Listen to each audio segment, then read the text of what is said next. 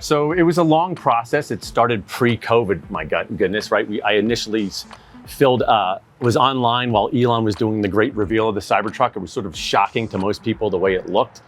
And so I had known that they were going to open up the website almost instantly or during this process.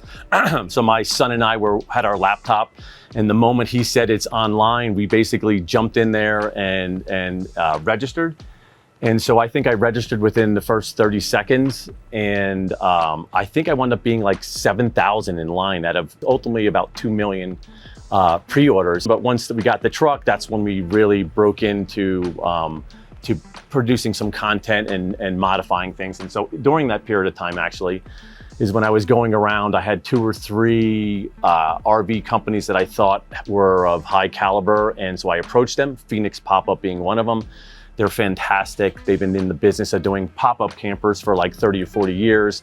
And they're also really good at doing one-off or very unusual, like this isn't your standard pickup truck, right? So it has to be designed specifically for this. And so one of the guys, Rob, the owner, this is in his wheelhouse. He does this every day, is designing these crazy campers for the non typical setup. And so we had a conversation, or I should say we went to the shop, and I went over the shop and we talked, and we had the same mindset. He had also had some intrigue about the Cybertruck, and so the partnership just worked. So here's the inside of the Cyber Phoenix.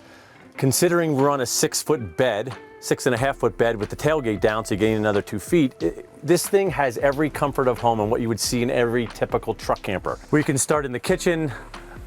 This is a sink right here, and you have your 2-burner stove. This is your dinette, which I really like, because we went to a concert just at Red Rocks just a week ago. I had like 7 people in here. You got 4 guys sitting at the table. You can have a few cocktails.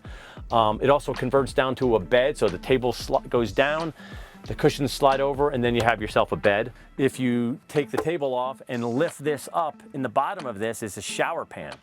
And so you then can convert this area to a shower, and you'll see these hooks right here.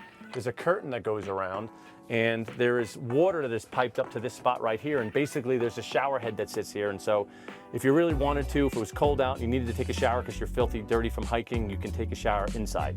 Now there's a shower on the outside as well, which is, I've used before. We were at an event, and I literally threw on some shorts and went outside and took a shower.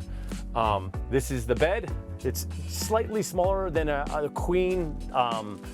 It's obviously for limited space here. It is what it is.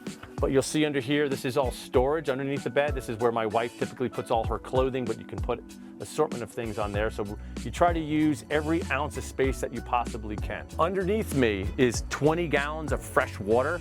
So that's more than sufficient for cooking and showering and so forth. There's a toilet under here to your right, down at the bottom. I won't pull it out, but it's a composting portable toilet made by Ogo. Thing's fantastic. And so the reason why I just thought of that is that doesn't use any water. So with the 20 gallons, not having to use water for flushing and anything, and just using it for cooking and showering or for fresh water, it's perfect. Underneath this seat is a battery system, a Victron. So there's multiple battery systems and charge controllers and things in the country. This is, without question, the top of the line, the best thing going. It's called a Victron system. So this is a Victron Multi Plus 2. It's 12 volts. It does 3,000 watts AC. It'll invert to that high. It also has 2 batteries underneath, and they're each 200 amp hours at 12 volts. So we have 400 amp hours of battery and a 12 volt Victron Multi Plus system that does 3,000 watts of AC power. So we can run anything with ease. On the rooftop, you can't see it, but there's also 400 watts of solar. So this camper is running completely on its own. It does not need the Cybertruck whatsoever. If we went outside, it doesn't have the jacks, but you could, within 15 minutes or so, you can lift the camper up, drive out from underneath of it, and then set it back down. And so you could camp on the ground without the Cybertruck, and this thing would function just like it does now